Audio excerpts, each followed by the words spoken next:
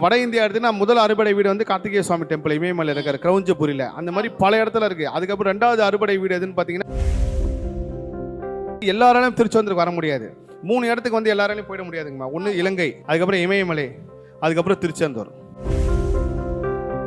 திருன்னு ஆரம்பிக்கிற பேர் எல்லாமே உங்க வாழ்க்கையில திருப்பம் ஏற்படும் இடம்னால தான் எல்லாத்துக்கும் திருன்னு வச்சாங்க. நீங்க திருவண்ணாமலையா இருக்கட்டும், திருப்பதியா இருக்கட்டும், எங்கெல்லாம் அந்த திருன்னு வருதோ நீங்க அங்க போறப்போ உங்க வாழ்க்கையில உங்க கிரக விதிப்படி ஒரு திருப்பம் ஏற்படும்.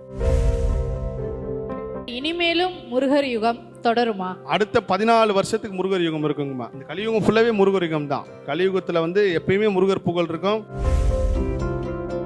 முருக பக்தன் அதீதமான முருக பக்தியில் உள்ள போகும்போது அவன் கண்டிப்பாக ஒரு செக்யூரிட்டியோ இல்லை யாராவது ஒரு ஆளை சண்டை போட்டு முருகர் கொடுத்த புண்ணியத்தை வாங்குவாங்க. அந்த மாதிரி இதுக்கப்புறம் யாருமே சண்டை போடாதீங்க. கோயிலில் குறிப்பாக முருகர் கோயிலில் உங்களை அவமானப்படுத்தப்பட்டாங்களா நீங்கள் அமைதியாக மட்டும் இருந்துருங்க. அங்கே தான் உங்களோட ஊழ்வினை கர்மணி அங்கே கோவிலே மாறி நீங்கள் வெளியே வரப்போ அபரிவிதமான ஒரு பேராற்றலோட வருவீங்க.